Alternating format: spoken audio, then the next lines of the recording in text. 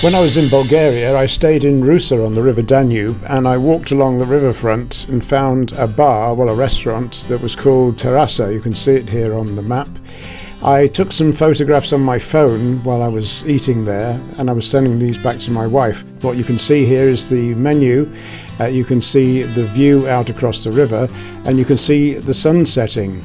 And although phone pictures are not perfect, they give you an idea of what it was like sitting having my evening meal, watching the sunset over Romania. When I travelled to Burnley to look at Steve's bungalow, I changed trains at Preston, and very often I have up to an hour to wait. Last time I was here it was a normal two-way street with loads of traffic, but now it looks like this.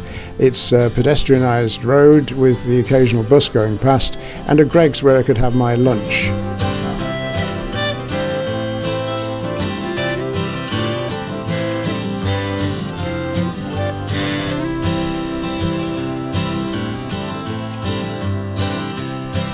I like the way that they've used the block paving on the roads to mark out different sections where you can cross, and it was only a short walk from the railway station back to get my train to Burnley. Closer to home now, well, as close as you can get. This is Arrow Park, right in the centre of the Wirral where we live. From Arrow Park in the centre of the Wirral, I'd like you to whiz over to Wallasey with me, because that's where I've got a house that I rent out by the room. The expression is HMO, and it's 35 years since I bought that house. So over the next 12 months I'm going to be looking back over all the different things that I've used this house for, all the renovations I've done and all the different upgrades. But let's start off right at the beginning, when we were moving in. And back in those days, when I was a lot younger, of course, when we had lots of young friends who helped us move, it was probably one of the quickest moves I'd ever done in my life. Everything piled out of a hire van and into the house, and we were getting fish and chips before we knew it.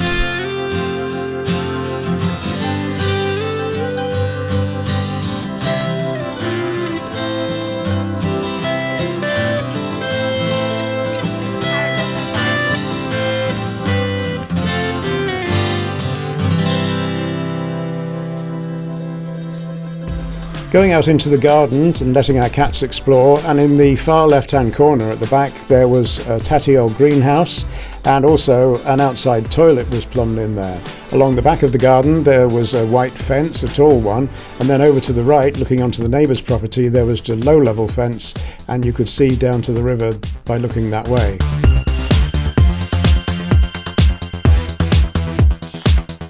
Our cats seemed a bit scared of the new outdoors, so we went inside and I caught my first glimpse out the bay window upstairs and down to the River Mersey.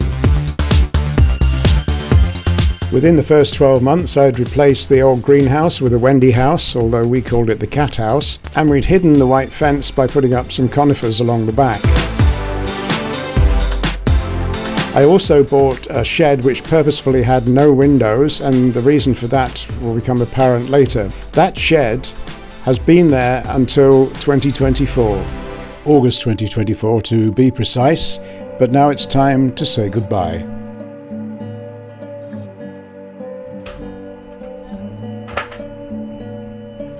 The shed had already started to separate from the floor, which was starting to rot, so it was fairly easy to tip it over to help the demolition process.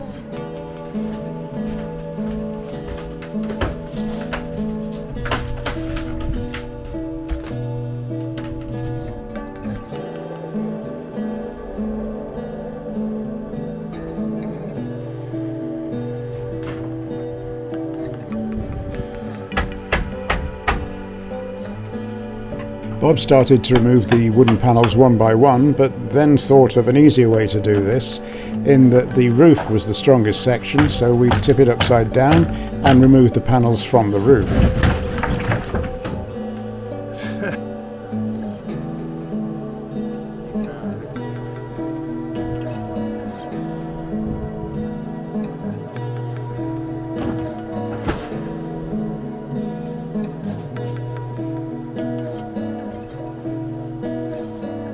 As you can see, it's fairly easy to remove the side panels from the roof once it's upside down, and then the side panels themselves can be disassembled, ready for taking to the tip.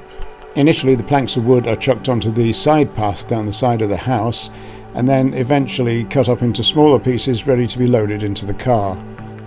The ferrets had found their way in and out of this shed over the years, and it became part of the run that we'd built for them in part of the garden.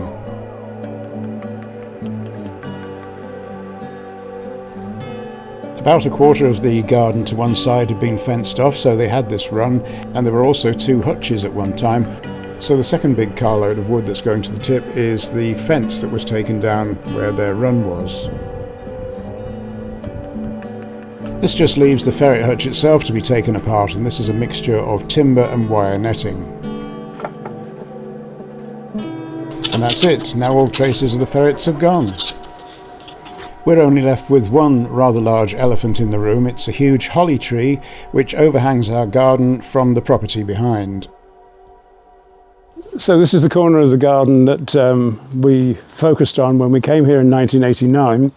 This is the corner where there was the old greenhouse, and then just along here, this is where the outside toilet was. If you look closely, you can see where the brick courses were.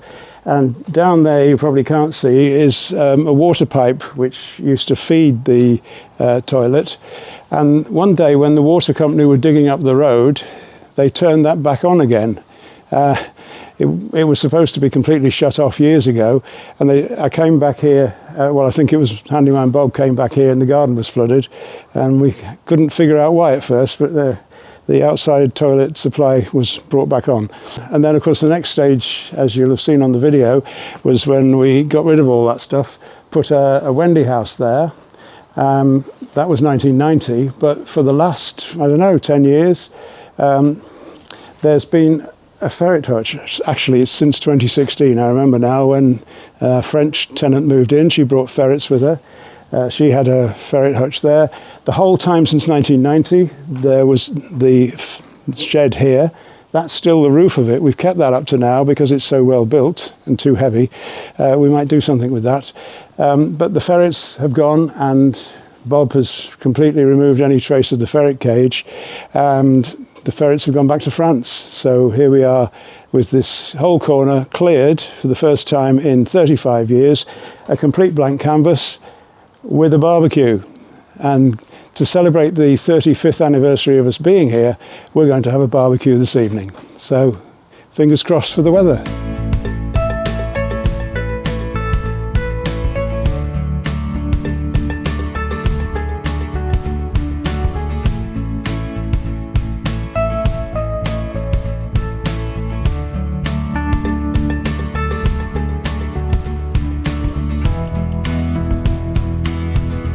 Me taking a picture of Tony taking a picture of me.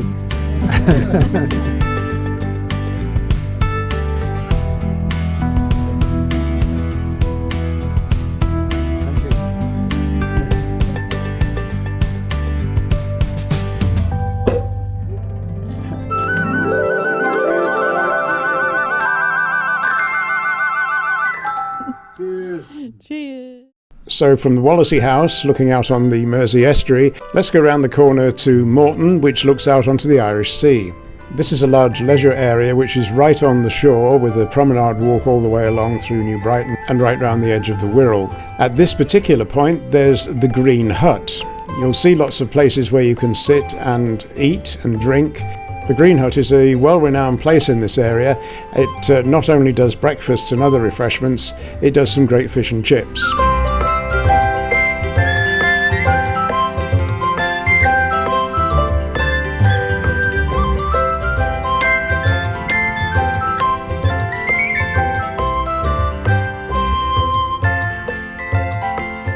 You only need to go up a few steps to be on the seafront promenade, and from there you can see out to the offshore wind farms.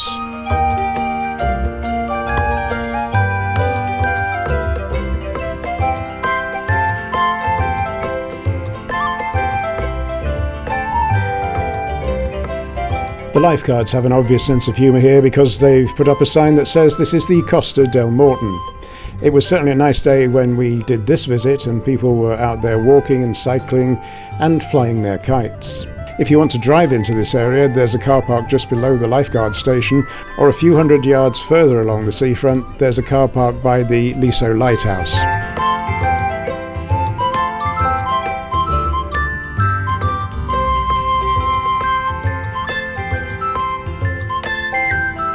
And those are our bits and pieces from the wonderful Wirral.